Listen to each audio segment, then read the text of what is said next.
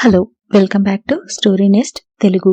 మనం మాలతి చెందూర్ గారి ఏమిటి జీవితాలు అనే నవల వింటున్నాం కదా. ఇప్పటివరకు జరిగిన కథ. నాట్య కళాకారిణి అయిన సురేఖని పెళ్లి చేసుకుందాం అనుకుంటాడు రాజగోపాల్. కానీ పెద్దల బలవంతంతో కట్నం తీసుకుని కృష్ణవేణిని పెళ్లి చేసుకోవాల్సి వస్తుంది. ఒక పాప పుట్టిన తర్వాత పాప 3 ఏళ్ల వయసు ఉన్నప్పుడు కృష్ణవేణిని వదిలేసి మళ్లీ సురేఖ దగ్గరికి వెళ్లిపోతాడు రాజగోపాల్. రాజగోపాల్ సురేఖని గుళ్ళో పెళ్లి చేసుకుంటాడు. మంచి ఉద్యోగంలో స్థిరపడతాడు. సీత పెళ్లి నిశ్చయమైందని కృష్ణవేణి రాజగోపాల్కి ఉత్తరం రాస్తుంది. పిల్లలు పుట్టకపోవడంతో సురేఖ రాజగోపాల్లు ఒక పాపని దత్తత తీసుకుంటారు. ఇక్కడి నుండి కథ ఇలా ముందుకు వెళ్తుంది. ఆ రాత్రి పాప ఏడుపు ఆ ఇంట్లో ప్రతిమూలా ప్రతిధ్వనించింది. సురేఖ, నర్సు పక్క గదిలో పడుకున్నారు. ఇంటికి వస్తూనే సురేఖ పాపకి మంచం వగైరా ఏర్పాట్లలో పడిపోయింది. అంత చిన్న గుడ్డు పెద్ద మంచం మీద మధ్యగా పడుకుని ఉంటే రాజగోపాల్కి ఎలుక పిల్లవలే తోచింది. గదిలో ఒంటరిగా పడుకోవడం అతనికి అలవాటు లేకపోలేదు. సురేఖ టూర్స్కి వెళ్ళినప్పుడు అతను ఒంటరిగా ఈ గదిలో చాలాసార్లు పడుకున్నాడు. ఊళ్ళో ఉంటే ఎంత కోపంగా ఉన్నా కీచులాడుకున్నా సురేఖ ఈ గదిలోనే పడుకుంటుంది. అలిగితే డబుల్ కాట్లో ఒక చివరన తాకకుండా ఉండేటట్లు దూరంగా పడుకుంటుంది. కానీ ఈరోజు ఊళ్ళో ఉండే పాప కోసం మరో బెడ్రూమ్లో పడుకుంది. ఈ పాప రాక తమలో దూరాన్ని పెంచుతుందా, ఇంకా దగ్గరికి తెస్తుందా? సురేఖకి పాప వల్ల మనశ్శాంతి కలుగుతుందా? ఇది కూడా కొన్నాళ్ళకి మామూలైపోతుందా? పాప కంఠం చిన్నగా వినిపిస్తుంది. ఎందుకు ఏడుస్తోంది? తల్లి పాల కోసమా? తల్లి ఒడి కాదని గుర్తించిందా? వెచ్చని అన్ని దేహాలు ఒకటి కాదని, తన తల్లి గుండెల్లో ప్రత్యేకమైన వెచ్చదనం, మమత ఉన్నాయని ఈ 10 రోజుల ప్రాణికి గుర్తు తెలుసా? పాప ఏడుపు ఆగింది. సురేఖ నర్సుతో ఏదో అంటోంది. నర్సు సురేఖకి ధైర్యం చెబుతున్నట్లు బదులు చెబుతోంది. వారి కంఠాలు తలుపు వెనుక నుంచి వినిపిస్తున్నాయి, కానీ స్పష్టంగా మాటలు చెవుల్లోకి చోరటం లేదు. పాప ఎవరి పిల్ల అయి ఉంటుంది? తల్లి ఎందుకు వదిలేసింది? మంచి కుటుంబం అన్నది డాక్టర్. బహుశా విఫల ప్రేమ అయి ఉంటుందా? ఆ తల్లిని ఎవరైనా మోసం చేశారా?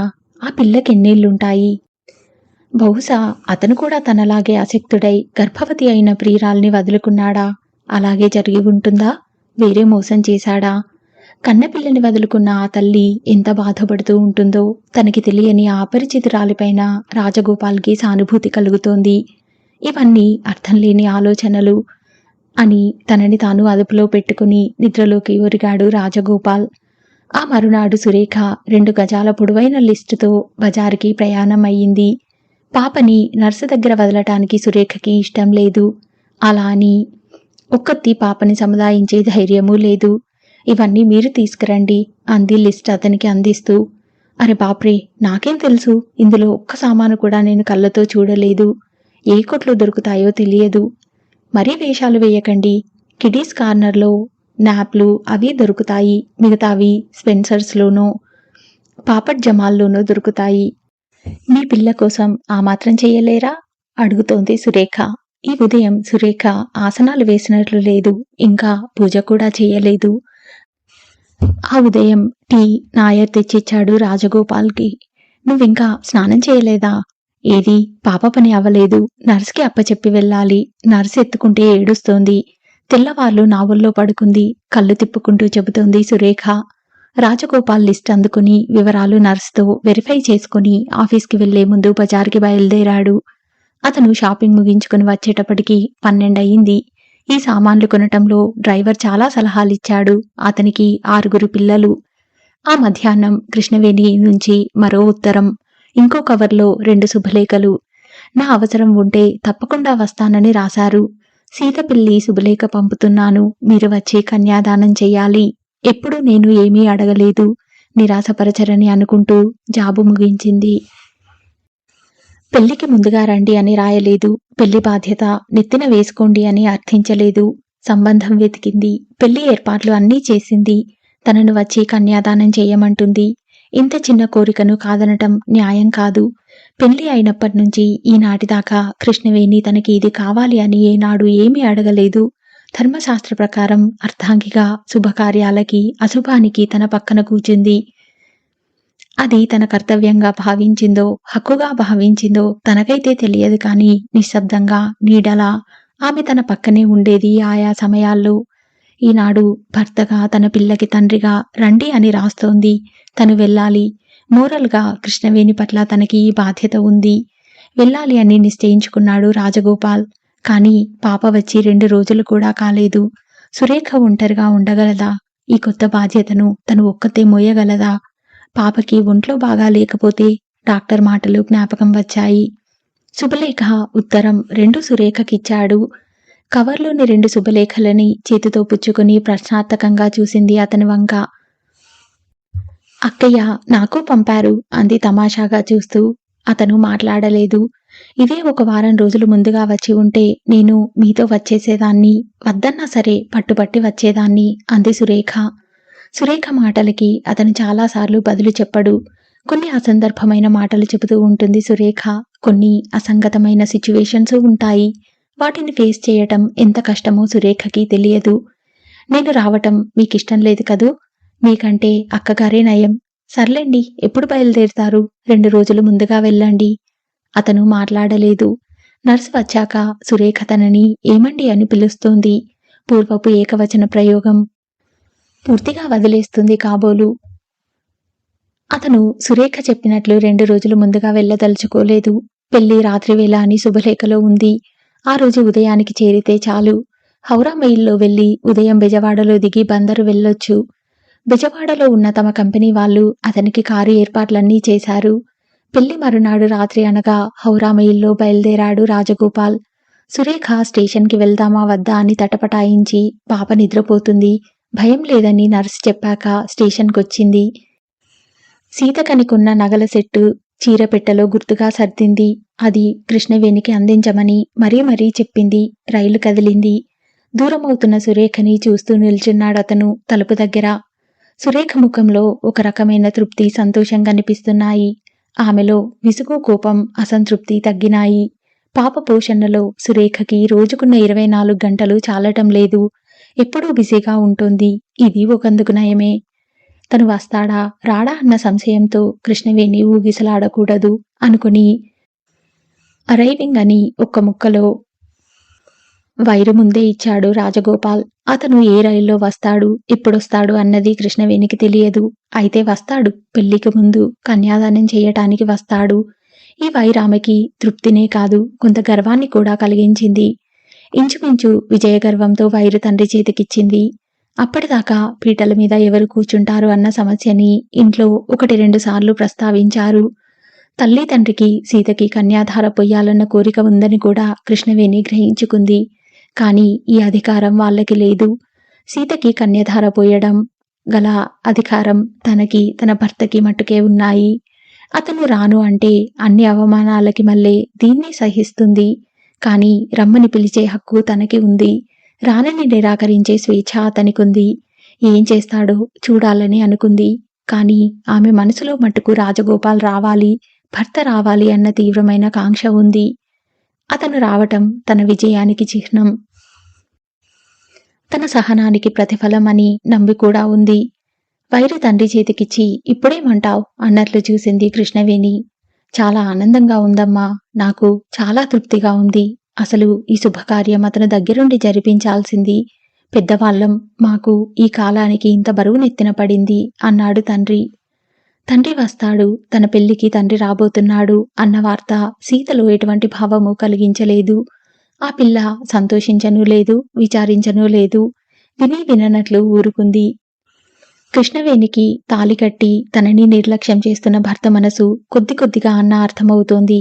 కాని కడుపున పుట్టిన సీత బాల్యం నుంచి విడిపడని చిక్కుముడిలా అనిపిస్తూ ఉంది. సీతకి అందరి ఆడపిల్లల్లాగా పైకి చదువుకోవాలని, పెద్ద చదువులు చదువుకోవాలని లేదు. పీయూసీ అవగానే నేను ఇంక చదవను అంది.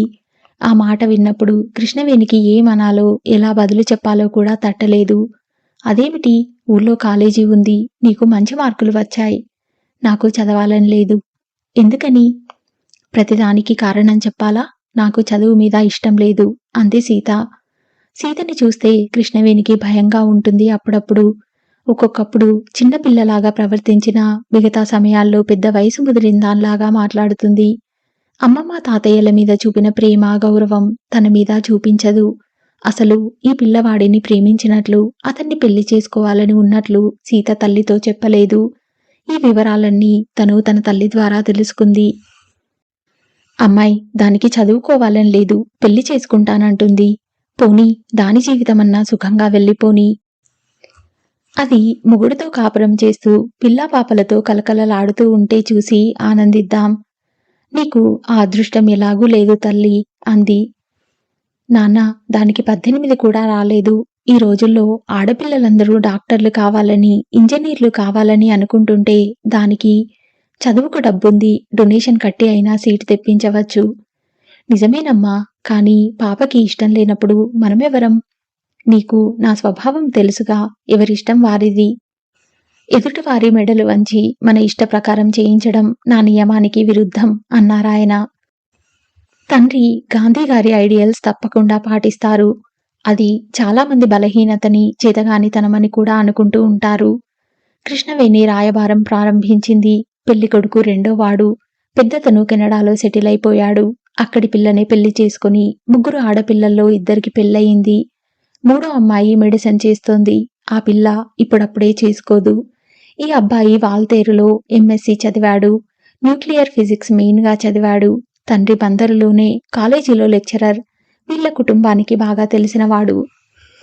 అబ్బాయి అమ్మాయికి నచ్చాడు. అమ్మాయి అబ్బాయికి నచ్చింది. వాళ్ళిద్దరూ ఒకరికొకరు చాలాసార్లు చూసుకున్నారు అని తండ్రి ద్వారా విన్న కృష్ణవేణికి తృప్తి కలగలేదు. కూతురి జీవితం తన జీవితంలాగా అవ్వకూడదు. ఇక్కడ చరిత్ర పునశ్చరణం కాకూడదు. పెళ్లి చూపులు అయ్యాక అతన్ని, కాబోయే అల్లుణ్ణి ఒక్కసారి వచ్చి వెళ్ళమని కబురు చేసింది కృష్ణవేణి. ఆ రోజు సీత ఇంట్లో లేకుండా ఏర్పాటు చేసింది. ఆ అబ్బాయి వచ్చాడు. తెలివిగల పిల్లవాడిలా ఉన్నాడు. కళ్ళు చురుగ్గా ఉన్నాయి. ఈ పెళ్లి నీకు మనస్ఫూర్తిగా ఇష్టం ఉందా, లేక మీ వాళ్ళు బలవంతం పెట్టి? ఆగిపోయింది కృష్ణవేణి. అతను నవ్వి, మీరు ఈ ప్రశ్న ఎందుకు అడుగుతున్నారో తెలుసు. అందరి జీవితాలు ఒకే మాదిరిగా ఉండవు.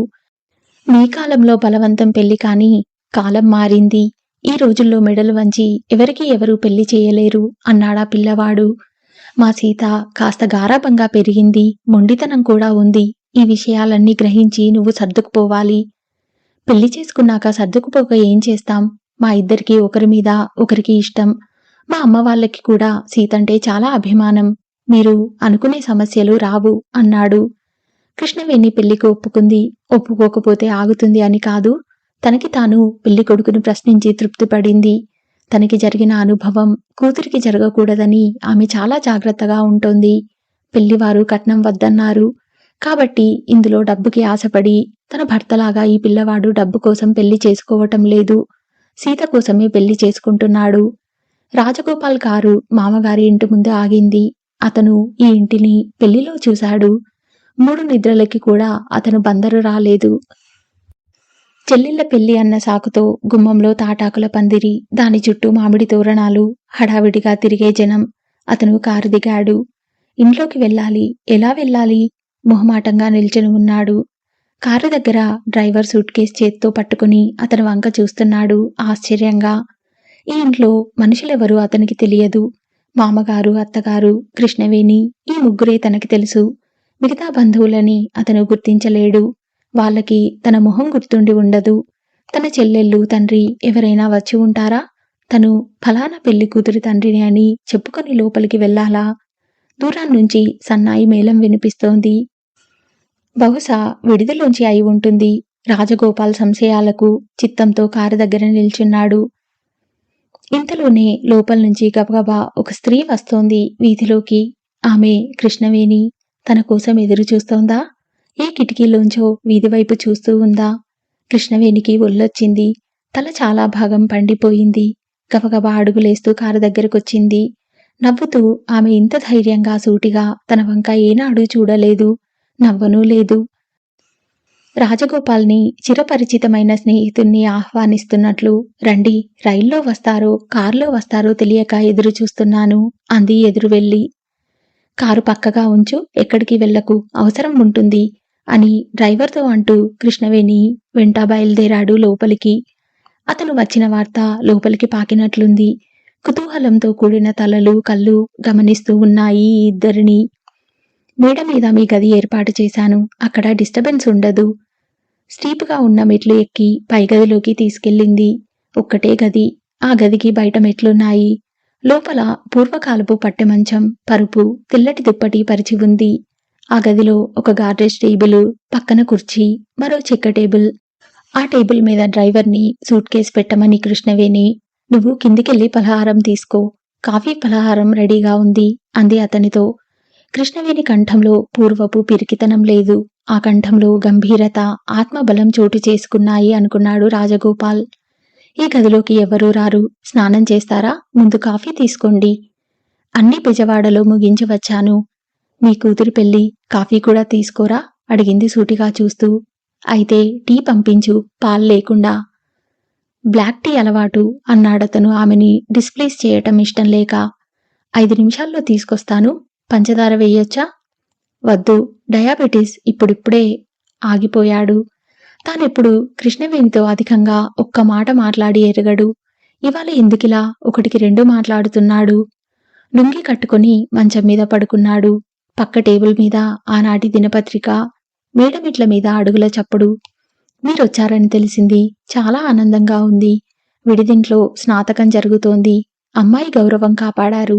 ఇంతకు మించి ఆగిపోయాడు మామగారు. రాజగోపాల్కి ఏం చెప్పాలో తోచటం లేదు.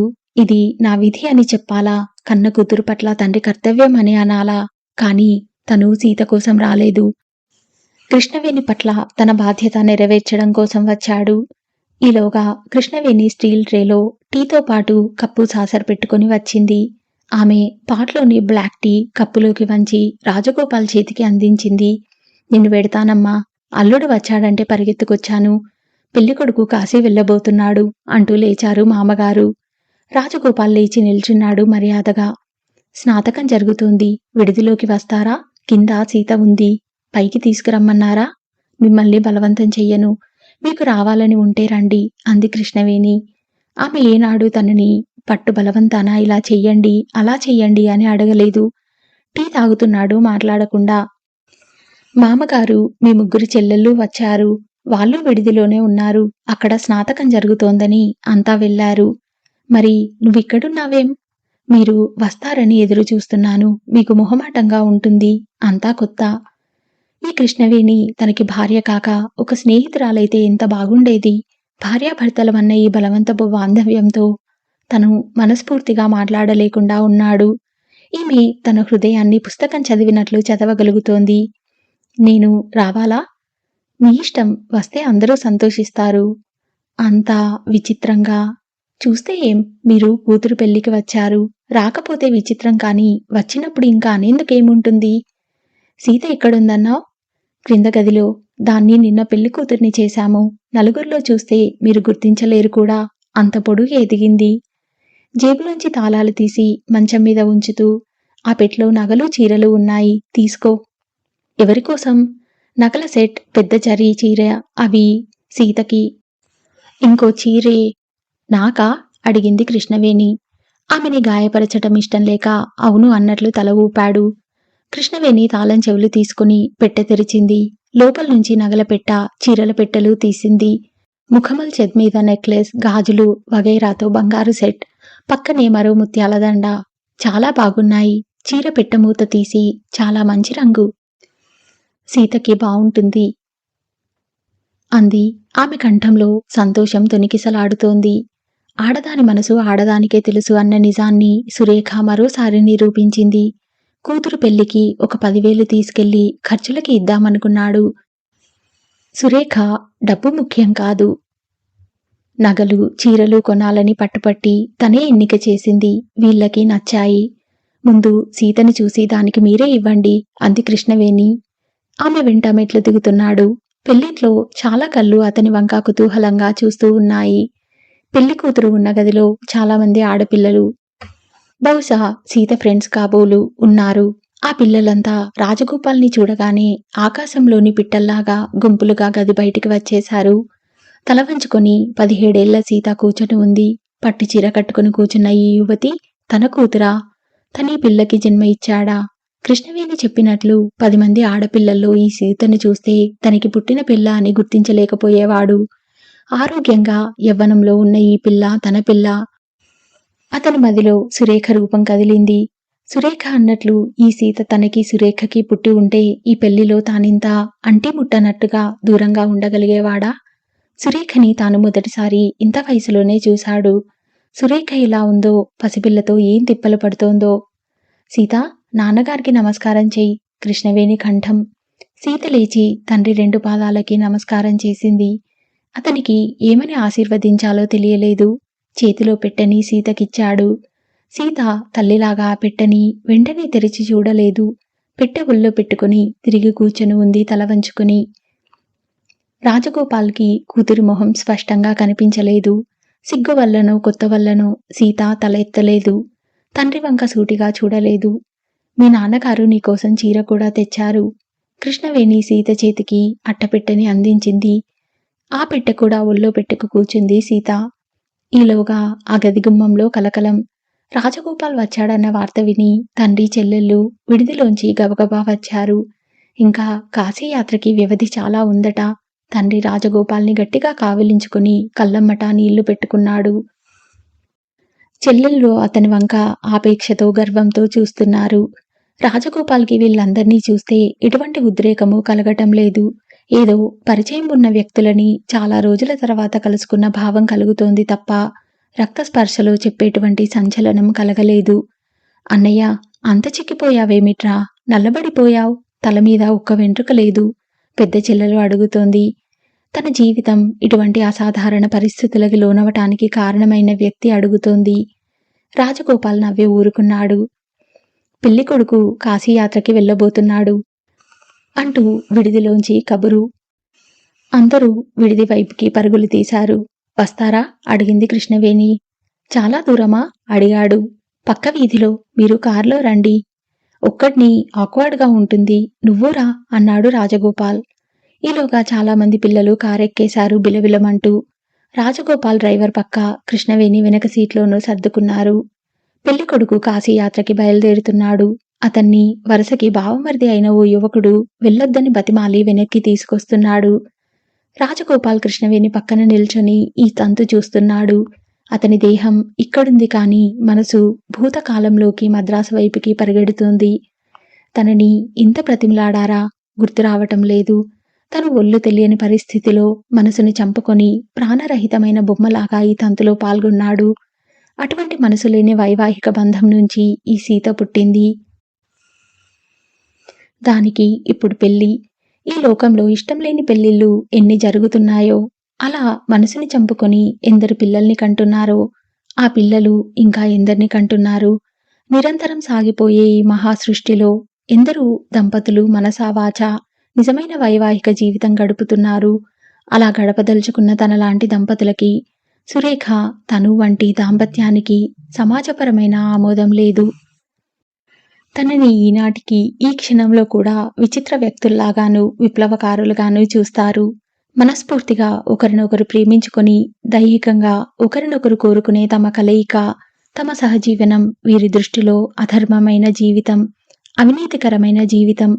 పరిస్థితుల ఒత్తిడి వల్ల బలవంతాన ముడివేయబడి 1 ఏడాది కూడా సుఖంగా జీవించని కృష్ణవేణితో గడిపిన జీవితం నైతికమైనది, ధర్మబద్ధమైనదిను. నవ్వుకున్నాడు తనలో తను. సుమారు 20 ఏళ్లకి పైగా తనకి సురేఖకి మధ్య పరిచయం ఉంది.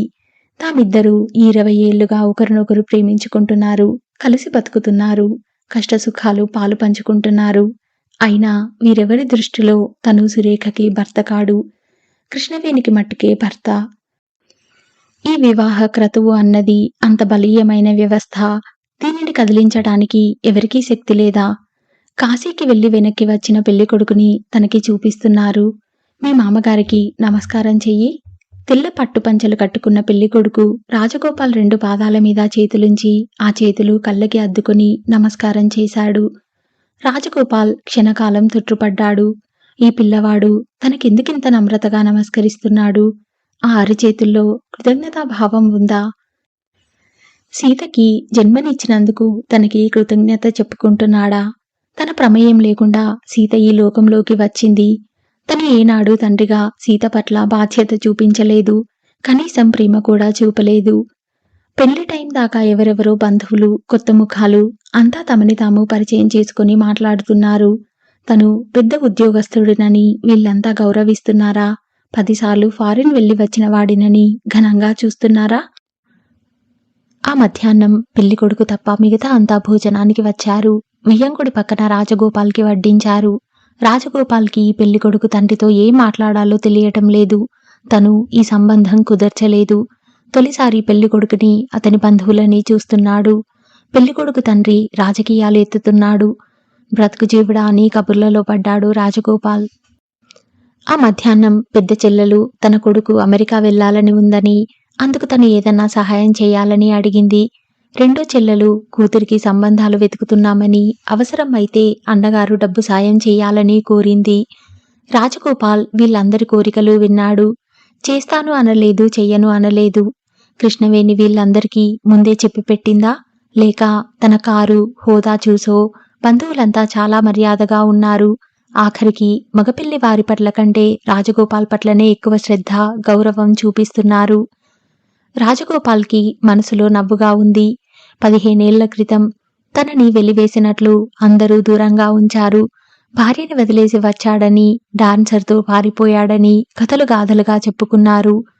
తను ఎందుకు కాకుండా పోతాడని నిర్ణయించి చెప్పేశారు. ఈనాడు ఆ బంధువులే తనకి బ్రహ్మరథం పడుతున్నారు. తాను ఈనాడు ఎవరి వల్ల ఇంత వాడయ్యాడో వాళ్ళకి తెలియదా? నెలకి 10 రోజులు ఢిల్లీకి, మద్రాసుకి మధ్యన విమానంలో తిరిగే తను, విమానం లేకపోతే తప్ప ట్రైన్లో వెళ్ళని తను ఇంత పెద్ద పదవిలో ఉన్నాడంటే ఆ వెనక ఎవరి కృషి ఉందో వాళ్ళకి తెలుసా? ఆనాడు డాన్సర్ అని చులకనగా వీరి చేత పిలువబడిన సురేఖ తన సంపదకి, ఉన్నతికి కారణం. అది చెప్తే వీళ్ళ మొహాలు ఎలా ఉంటాయి? ఒక్కొక్క చుట్టము వచ్చి అంత మర్యాదగా తనని పెద్ద చేసి మాట్లాడినప్పుడు నా విజయానికి వెనక సురేఖ ఉంది, ఈ గౌరవం సురేఖకి దక్కాలి, నాకు కాదు అని అరిచి చెప్పాలని అనిపించేది. ఆ రాత్రి సీత గౌరీ పూజ చేస్తోంది. వచ్చి చూస్తారా అని అడిగింది. కృష్ణవేణి మేడ మీదకి వచ్చి ఆమె మధ్య మధ్య పైకి వచ్చి తనకి ఏం కావాలో కనుక్కుంటోంది. 2-3 సార్లు టీ తీసుకొచ్చి ఇచ్చింది. ఆమె శ్రద్ధ చూపిస్తున్న కొద్దీ రాజగోపాల్కి తను చేసిన నేరం పెద్దదయ్యి ప్రమాణంలో పెరుగుతూ ఉన్నట్లు అనిపించసాగింది. అతను మంచం మించి లేవలేదు. కృష్ణవేణి అతనికి ఇష్టం లేదని గ్రహించుకుని కిందికి వెళ్ళిపోయింది. కన్యాధార వేళ రాజగోపాల్ చాలా రోజుల తర్వాత పంచ కట్టుకున్నాడు. అతని పక్కన కృష్ణవేణి కూడా కూర్చొని ఉంది. ఆమె భర్త తెచ్చిన పట్టుచీర కట్టుకుంది. ఈ చీర సురేఖ అక్కగారికి అంటూ ప్రత్యేకంగా కొని తీసుకొచ్చింది. పేరు రాయకపోయినా 2 శుభలేఖలు పంపింది కాబట్టి ఆమెకి చీర పట్టుకెళ్ళండి అని. నీలం పట్టుచీర మీద జరీ చుక్కల చీర ఎంచి తీసుకొచ్చింది. ఆ రోజు షాప్లో తను ఉన్నాడు. సురేఖ ఏరి ఏరికుంటుంటే అంచేత కృష్ణవేణి తను తెచ్చిన చీర కట్టుకోవడం గమనించగలిగాడు. బుట్టలో కూర్చోబెట్టి తీసుకువచ్చిన పెళ్లి కూతురు సీత ఏం చీర కట్టుకుందోనన్న కుతూహలం అతనిలో కలిగింది.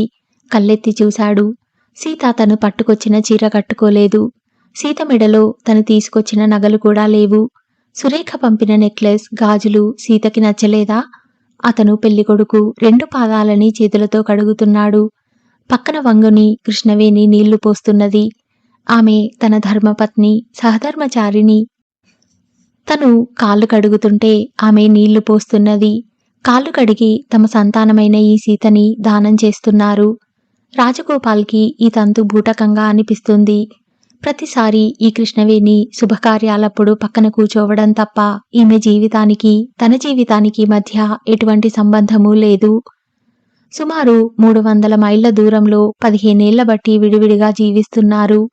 పీటల మీద కూర్చున్నప్పుడు తప్ప ఒకరినొకరు తాకనంత దూరంగా ఉన్నారు. అయినా ఆమె రమ్మని రాసింది. తాను వచ్చాడు. ఎందుకు?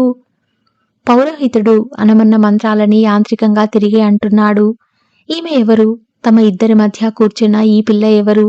వీరి పట్ల తనకి ప్రేమ, అభిమానం వంటివి కలగటం లేదు. నాటకంలో పాత్రని నిర్వహించినట్లు ఈ పెళ్లి తంతు అయిపోయాక తన దారిన తాను వెళ్ళిపోతాడు. ఆ మరునాడు ఉదయం రాజగోపాల్ ప్రయాణమయ్యాడు. మిగతా అందరూ అప్పుడే వెళ్ళిపోతారా అని లాంఛనంగానూ బాధగానూ అన్నారే తప్ప కృష్ణవేణి ఏమీ అనలేదు. మీరు అన్నమాట ప్రకారం వచ్చారు, నాకు చాలా సంతోషంగా ఉంది అంది. అతను వెళ్ళిపోయే ముందు మేడమీద గదిలోకి వచ్చి రాజగోపాల్కి ఏం జవాబు చెప్పాలో తోచలేదు. పెళ్లి కోసమని సురేఖ డబ్బు కవర్లో పెట్టి ఇచ్చింది. అది కృష్ణవేణికి ఇమ్మని చెప్పింది. ఎలా ఇవ్వాలో తెలియటం లేదు. కవరు కృష్ణవేణి వైపు తోస్తూ పెళ్లి ఖర్చుకు డబ్బు తెచ్చాను అన్నాడు రాజగోపాల్. ఈ పెళ్లి మీరు పంపిన డబ్బుతోనే చేశాను. నాన్న ఖర్చు చేస్తానన్నా ఒప్పుకోలేదు. ఇంకా ఎందుకు? వద్దు అంది కృష్ణవేణి. చాలదేమోనని. చాలింది, లేకపోతే రాసేదాన్ని అంది. రాజగోపాల్ కవరు పెట్టెలో పెట్టుకుని మద్రాస్కి తిరిగి వచ్చేశాడు. స్టేషన్కి కారు వచ్చింది. ఇంటికొచ్చేసరికి సురేఖ ఎదురు రాలేదు. ఒక్కసారి అతన్ని నిరుత్సాహం ఆవహించింది. ఎప్పుడు ఊరికెళ్ళినా తిరిగి వచ్చేటప్పటికి సురేఖ కార్ హారన్ వినగానే గేటు దగ్గరికి పరిగెత్తుకుంటూ వస్తుంది. చిన్నపిల్లలా నవ్వుతూ కారుకి ఎదురొస్తుంది. ఇవాళ సురేఖ ఎదురు రాలేదు. తన కోసం ఎదురు చూడటం లేదు. బహుశా కోపం వచ్చిందా? సురేఖకి తన విషయంలో జలసీ లేదు. లోపల నుంచి పసిపిల్ల గుక్కపట్టినట్లు ఏడుపు. అతను లోపలికెళ్ళాడు. సురేఖ బేబీ గదిలో ఉంది. బేబీకి కడుపు ఉబ్బరించిందంట. రాత్రంతా నిద్రపోకుండా నర్సు సురేఖ టర్న్స్ ప్రకారం ఎత్తుకొని లాలిస్తున్నారు. గోపి, నర్సు ఉన్న విషయం మర్చిపోయినట్లుంది సురేఖ. ఆదుర్దాగా గోపి అని పిలుస్తూ బేబీకి పొట్ట ఉబ్బరించింది. పూతపాలు అజీర్తి చేశాయట. నాకేదో భయంగా ఉంది అంది బేబీని నర్సుకి అప్పచెప్పి అతని దగ్గరికొస్తూ. డాక్టర్ గారొచ్చారా?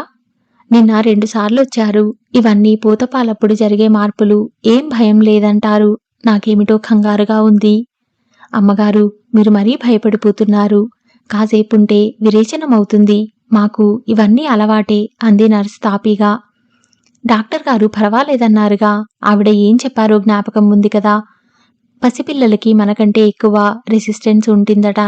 రాత్రంతా నిద్రపోలేదా అడిగాడు సురేఖ వడలిన ముఖం వైపు చూస్తూ. లేదండి, అలా పాపని ఒళ్ళో పెట్టుకుని కూర్చున్నారు. కదిలితే పాపకి మెలకువ వచ్చి ఏడుస్తుందని భయపడి కూర్చున్నారు. రెప్ప కూడా వేయలేదు అంది నర్స్. నర్సుకి సురేఖని చూస్తే వేలాకోలంగా ఉంది. కాస్త కినుకగా కూడా ఉంది. సంపన్నుల ఇళ్లలో పసిపిల్లల పెంపకం ఇలా ఉండదు. 3 మంది తల్లికి విశ్రాంతి ఇవ్వాలని నర్సుని పెట్టుకుంటారు. రాత్రిళ్ళు నిద్ర చెడిపోతుందని పసిపిల్లకి నర్సుకి విడిగా గది కేటాయిస్తారు. తల్లి పాలైతే తప్ప పోత పాలైనప్పుడు గదిలోకి కూడా రారు. పసిపిల్ల ఏడిస్తే సముదాయించడం, పాలు పట్టడం వగైరా డ్యూటీలు నర్సు పైనే ఉంటాయి. అలాంటిది ఈ అమ్మగారు పెద్ద 10 నెలలు మోసి కన్నవాళ్లకంటే అక్కరగా కంగారు పడుతోంది. పిల్ల ఏడిస్తే భయం, ఏడవకపోతే భయం. పాలు తాగితే ఎక్కువైపోతాయేమోనని, తాగకపోతే ఆకలితో శోష వస్తుందని క్షణక్షణానికి అనుమానపడి ప్రాణం తీస్తోంది. పేరుకి నర్సును పెట్టింది కానీ అన్ని పనులు తనే చేస్తానంటుంది. తనని ఎదురుగుండా కూచోబెట్టి ఆఖరికి డైపర్స్ కూడా తనే మారుస్తోంది. అలాంటప్పుడు తనెందుకిక్కడ? మళ్ళీ పాపం ఆ పసిదాని మీద, ఎవరికో పుట్టిన అనాథ ప్రాణి మీద ఎంత ప్రేమ అన్న జాలి కలుగుతూ ఉంటుంది. మీరెళ్ళి ముఖం కడుక్కోండి నర్సు కాస్త గదమాయించినట్లుగానే అంది. సురేఖ ముఖం కడుక్కు వచ్చేటప్పటికి టీపాయ్ మీద టీ ట్రే రెడీగా పెట్టాడు నాయర్. రాజగోపాల్ ఇద్దరికి కప్పుల్లో బ్లాక్ టీ వంచి సురేఖ చేతికి కప్పు అందించాడు. గోపి, పెళ్లి బాగా జరిగిందా అడిగింది సురేఖ. ఆ అన్నాడతను. సీతకి చీర నచ్చిందా? నగలు పెట్టుకుందా? ఏమో, అవన్నీ నేను చూడలేదు. అబద్ధమాడుతున్నాడు. నువ్వెప్పుడు ఇంతే. ఆఖరికి నేనేం చీర కట్టుకున్నానో కూడా గమనించవు. అబద్ధం. నువ్వే రంగు చీర కట్టుకున్నావో చెబుతాను. నీకెన్ని చీరలున్నాయో తెలుసు. ఎందుకో తెలుసా? నీకు చీరలన్నీ నేనే కడతాను కాబట్టి. ఈ పిల్లకి చీర కట్టుకోవడం కూడా రాదమ్మా. ఛీ, వెధవ రౌడీ మాటలు నువ్వును. పెద్దవాళ్ళమైపోతున్నాం. నేను పిల్ల తల్లిని తెలుసా? అయితే నేనేం కానా? కాకపోవటమేం? నువ్వు ఒక ఆడపిల్లకి తండ్రివి. మర్యాదగా ఉండటం నేర్చుకో. ఇప్పటినుంచే డబ్బు జాగ్రత్త నేర్చుకోవాలి. దేనికమ్మా? బేబీ పెద్దదవుతే చదువు చెప్పించాలి, పెళ్లి చేయాలి. ఇన్నాళ్ల బట్టి వచ్చిందంతా ఖాళీ చేస్తే ఒప్పుకోను. ఇక నుంచి కాస్త సేవ్ చేయటం అలవాటు చేసుకోవాలి అంది సురేఖ పెద్ద ఆరిందాలాగా. రాజగోపాల్ నవ్వుకున్నాడు. ఏయ్, దేనికి నవ్వుతున్నావు? అడిగింది సురేఖ కోపంగా. నేను చిన్నప్పుడు ఒక బీద బ్రాహ్మడి కథ చదివాను, అది జ్ఞాపకం వచ్చి. నీకెప్పుడు కథలు చెప్పి నన్ను వేలాకులం చేయటం తప్ప వేరే పని లేదు. ఏమిటా కథ? నేను చెప్పను. చెప్పాలి, చెప్పకపోతే ఊరుకోను. ఏం చేస్తావు? గిచ్చి రక్కి జుట్టు పట్టుకు పీకుతాను. నా బుర్ర మీద వెంట్రుకలన్నీ ఎప్పుడో పీకేశావు. ఉత్త బాల్డ్ హెడ్ మట్టుకే మిగిలింది. అయితే చెవులు కత్తిరించేస్తాను. చెప్పు. చెబుతా విను. నీలాంటి వెర్రి బ్రాహ్మడు. నేను బ్రాహ్మణదాన్ని కాను. నన్ను చేసుకున్నావుగా, అందుకని నువ్వు బ్రాహ్మణ అమ్మాయివైపోయావు. ఒక బ్రాహ్మడు తద్దినం బ్రాహ్మణార్థానికి వెళ్ళి పొట్ట నిండా తినేసి భుక్తాయసంతో ఒక అరుగు మీద పడుకొని నిద్రపోతున్నాడట. నీకు మళ్ళీ గుర్రు పెట్టి అయితే కథ చెప్పను ప్లీజ్. తద్దినానికి నువ్వులు తల మీద వేస్తారు, అక్షింతలు కాదు. ఎందుకని? కథ వింటావా వినవా? చెప్పు. నిద్రపోయి లేచి బుర్రగొక్కుంటే గోటిలోకి ఓ నువ్వు గింజ వచ్చిందట. ఆ నువ్వు గింజని తీసుకెళ్లి పాతేస్తే అదో పెద్ద మొక్క అవుతుంది. ఆ మొక్కకి చాలా నువ్వులొస్తాయి. వాటిని మళ్ళీ నాటి నువ్వు చేలు వేసుకుంటాను. ఆ నువ్వులమ్మి బాగా డబ్బుగల వాడిని అవుతాను. ఆ డబ్బుతో ఇల్లు కట్టుకుంటాను. నా ఇల్లు డబ్బు చూసి చాలామంది పిల్లనివ్వటానికి వస్తారు. మంచి బుద్ధిమంతురాలైన పిల్లని ఏరి పెళ్లి చేసుకుంటాను. పెళ్లి అయ్యాక మాకు అబ్బాయి పుడతాడు. మా ఆవిడ కాస్త పిల్లవాడిని ఎత్తుకోమని ఇవ్వబోతుంది. ఛీ, నేను మగాన్ని పిల్లనెత్తుకుంటానా అని చేత్తో మా ఆవిడని విసిరి కొడతాను అని పగటి కలలో ఆఖరి భాగంగా చెయ్యి విసిరేస్తాడు వెర్రి బ్రాహ్మడు.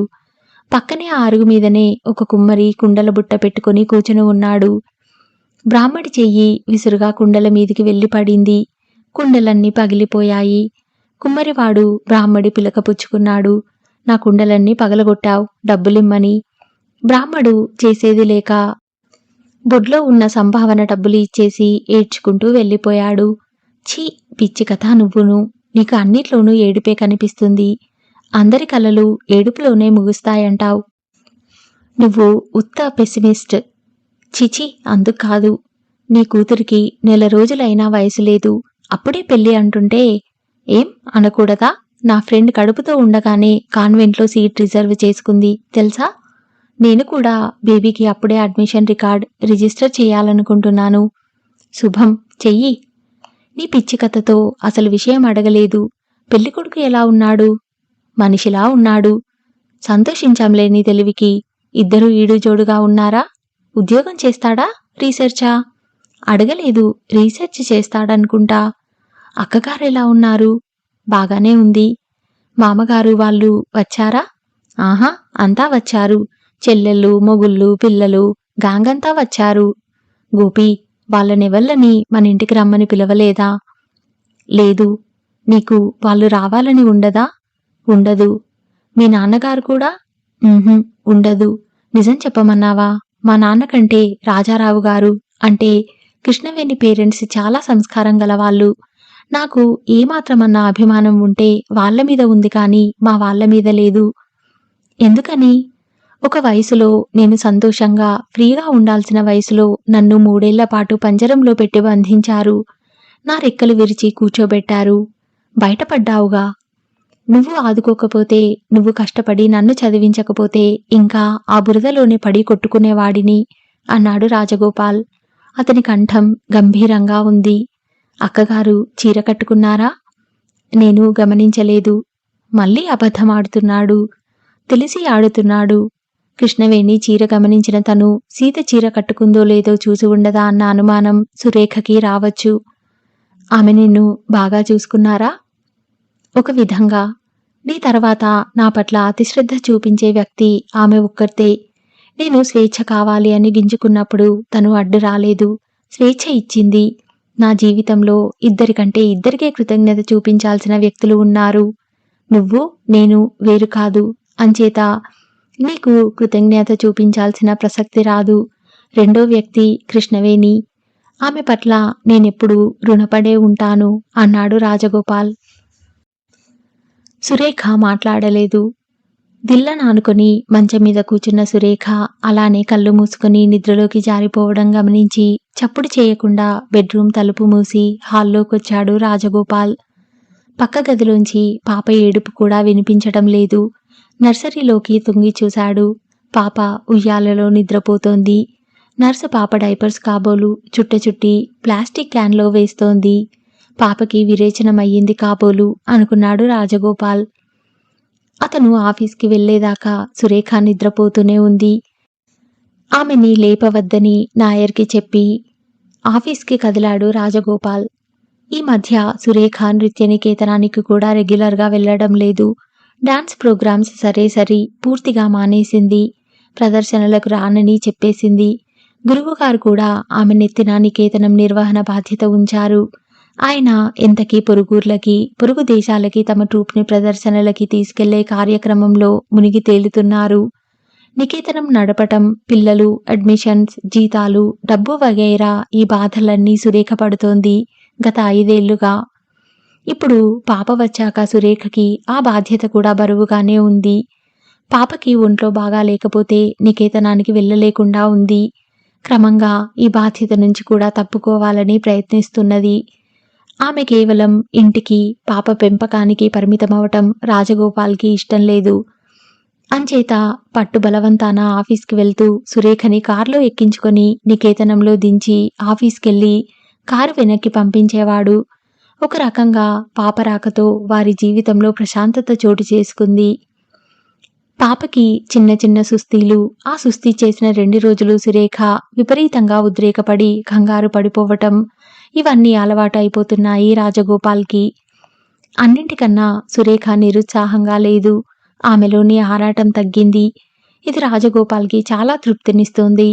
అయితే పాపకి ఏమాత్రం నలతగా ఉన్నా, ఆఖరికి కాస్త ఎక్కువసేపు పాప ఏడ్చినా సరే సురేఖ కంగారు పడిపోతూ ఉండేది. అసలే బీపీ ఎక్కువ ఉన్న మనిషి ఇటువంటి ఉద్రేకాలు పనికిరావని డాక్టర్ పదే హెచ్చరించేది. కానీ ఇవి సురేఖ చెవులకి ఎక్కేవి కావు. ఒకసారి నర్స్ 2 రోజులు సెలవు పెట్టింది. తల్లిని చూడటానికి వెళ్ళింది. ఆ 2 రోజులు పిల్లని సముదాయించలేక సురేఖ తలకిందులయ్యింది. ఆ 2 రాత్రిళ్ళు ఉయ్యాలలో పాపని పడుకోబెట్టి ఊపుతూనే ఉంది. మధ్య రాజగోపాల్ కూడా ఊపాడు. సురేఖ 2 అరచేతులు కాయలు కాచి ఎర్రగా అయిపోయాయి. అలా క్షణం కూడా ఆపకుండా ఊపింది. ఆ 2 రాత్రుళ్ళు ఒక్క క్షణం ఊపటం ఆపితే కీమని ఏడ్చేది పాప. ఆ 2 రాత్రిళ్ళు రాజగోపాల్కి కూడా నిద్రలేదు. ఈ పసిపిల్లకి ఏం కావాలి? ఆకలా? కడుపు నొప్పా? ఎందుకింత గీరె పెట్టి ఏడుస్తోంది? దానికి ఏం కావాలో తెలుసుకోలేని నిస్సహాయ స్థితిలో ఉన్న రాజగోపాల్కి కాస్త జుట్టు పీక్కోవాలన్నంత ఫ్రస్ట్రేషన్ కలిగేది. 3వ రోజున నర్సు వచ్చాక తమ పాటలు చెప్పుకున్నారు భార్యాభర్తలు. చిన్నపిల్లలకి నెల వెళ్ళినప్పటినుంచి తెలుస్తుంది ఎవరిని భయపెట్టాలో కూడదో అన్న విషయం. వాళ్ళు మీకంటే తెలివైన వాళ్ళు అంది నర్స్ చాలా సాధారణంగా. అది కాదు, బేబీ దేనికో ఏడ్చింది. దేనికి కాదు, ఏడిస్తే సముదాయించే వాళ్ళు ఉన్నారని ఉయ్యాల 2 ఊపులు ఊపి ఊరుకోవాలి.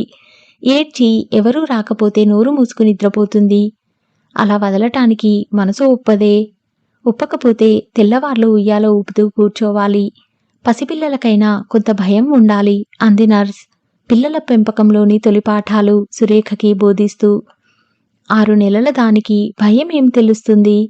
భయం అంటే తను ఏడిస్తే ఉయ్యాల ఊపుతారు అన్న విషయం తెలుసు. ఒక్కసారి ఊరుకుంటే 2 రాగాలు తీసి నిద్రపోతుంది. అసలు రేపట్నుంచి రాత్రిళ్ళు మీరీ గదిలో పడుకోకండి, అయ్యగారి గదిలో పడుకోండి. నువ్వు ఒక్కదానివి. ఇప్పటికి 20 మంది పిల్లల్ని పెంచాను, అది నా వృత్తి అంది నర్స్. సురేఖ రాజగోపాల్ గదిలో పడుకున్న రాత్రిళ్ళు పాప కీమంటే చాలు పరిగెత్తుకు వెళ్తుండేది కుంపలు మునిగిపోతున్నట్టు. ఏయ్ సురో, నర్స్ చూసుకుంటుంది, నువ్వు పడుకో. గభాలన లేస్తే బెడ్ అంతా కదిలి నాకు నిద్ర మెలకువ వచ్చేస్తుంది అన్నాడు. అప్పటికి 3వసారి లేచిన సురేఖని అదిలిస్తూ, నీకు అసలు హృదయం లేదు, ఆ పసిదాని మీద ప్రేమ లేదు, నువ్వు తండ్రివా అని. పసిపిల్ల ఏడుస్తుంటే ఇక్కడ పడి మొద్దు నిద్రపోతావా? సాధిస్తోంది సురేఖ. అది కాదు, నర్స్ ఉంది, ఆవిడ నిద్ర పోగొడుతుంది, నీకెందుకు ఈ శ్రమ? పిల్లల్ని పెంచటం శ్రమ? అసలు నువ్వు మనిషివా? నీకు ప్రేమ లేదు. నా కోసం మీ పిల్లల్ని తెచ్చావు, అవునా? ఆ నోరులేని పసిది ఎలా పోయినా నీకక్కర్లేదు. దానికి నోరు లేదా? గీ పెట్టి ఏడ్చి కావలసినవి సాధించుకుంటుంది. ఈ ఇంట్లో నోరులేని జీవిని నేనొక్కడ్నే అని అనుకున్నాడు రాజగోపాల్. ఈ మాటలు పైకి అనే ధైర్యం లేదు. అది సురేఖ పట్ల గల ప్రేమో, అభిమానమో, కృతజ్ఞతో అతను ఎనలైజ్ చేసుకోకుండా ఉన్నాడు. చాలామంది దృష్టిలో తను సురేఖ విధేయుడు, భార్య అడుగులకి మడుగులు వత్తే హెన్పెక్ట్ హస్బెండ్. కానీ ఈ సురేఖని చాలా సంతోషంలో ఉంచటంలో తనకి ఆనందం ఉంది. సురేఖ ఆనందంగా ఉంటే తప్ప తన జీవితానికి అర్థం లేదు. అతను నిశ్శబ్దంగా ఉండిపోయాడు. గోపి, నా మాటలకి కోపం వచ్చిందా? లేదు. నా స్వభావం నీకు తెలుసు కదా. నాకు హద్దులు గీసుకు ప్రేమించడం చేత కాదు. ఒకసారి మనసు ఇస్తే దాన్ని వెనక్కి తీసుకోలేను. నువ్వు, పాప, ఈ ఇద్దరే నాకు పరమార్థం. మీ ఇద్దరిని సగం సగం ప్రేమించలేను. నా రక్తంలో ప్రతి చుక్క నీ కోసం, ఈ పాప కోసం ఖర్చు పెట్టాలనిపిస్తుంది. ఏం చేస్తే మీరిద్దరూ సుఖంగా ఉంటారు? ఎలా మీకు సంతోషంగా ఉంటుంది? ఇవి తప్ప మరో ఆలోచనలు రావు. ఇలా ఆలోచించడం తప్పు అంటావా? ఇది నాలోని లోపం అంటావా? అడుగుతోంది సురేఖ. అతను జవాబు చెప్పలేకపోయాడు. 2 చేతులతో ఆమెని, పసిపాపని హత్తుకున్నట్లు గుండెలకి హత్తుకున్నాడు. తనని తాను పరిపూర్ణంగా అర్పించుకోగల మహత్తరమైన ఈ గుణమే సురేఖలోని గొప్ప ఆకర్షణ. అది లేనప్పుడు సురేఖ మామూలు అందరి స్త్రీల వంటి సగటు స్త్రీ. మామూలు స్త్రీ కాదు తనకి కావలసింది. పరిపూర్ణమైన విశ్వాసంతో తనని తాను అర్పించుకోగల మహోన్నతమైన ఈ అపూర్వమైన లక్షణం కావాలి. ఈ సురేఖ తనని విసిగించవచ్చు, వేధించవచ్చు, క్షణక్షణానికి ఉద్రేకపడి కంగారు పెట్టవచ్చు, కోపంతో నోటికొచ్చినట్లు తిట్టవచ్చు. కానీ మరుక్షణంలో వెన్నవల కరిగిపోయే ఈ అమృత హృదయిని తనకి కావాలి. ఈ సురేఖ తన మనిషి, తన ప్రాణంలో ప్రాణం, ఊపిరిలో ఊపిరి. వదులు పాప, పడుకుందో లేదో చూసి వస్తాను. చేతులు వదిలించుకొని లేస్తోంది. పాప ఏడవటం లేదు, నిద్రపోతోంది. ఆ విషయం రాజగోపాల్కి తెలుసు. కానీ సురేఖ తన కళ్ళతో స్వయంగా చూస్తే గాని నమ్మదు. ఈ పాపని సురేఖ, రాజగోపాల్లు ఎలా పెంచగలుగుతారు? మళ్ళీ కృష్ణవేణి రాజగోపాల్ జీవితంలోకి వస్తుందా? ఏం జరుగుతుందో నెక్స్ట్ పార్ట్లో విందాం. ఇంకా ఇలాంటి మంచి నవలలు వినాలని ఉంటే నా ఛానల్ని సబ్స్క్రైబ్ చేయండి. ఈ వీడియో కనుక మీకు నచ్చితే షేర్ చేయండి, లైక్ చేయండి. Thank you.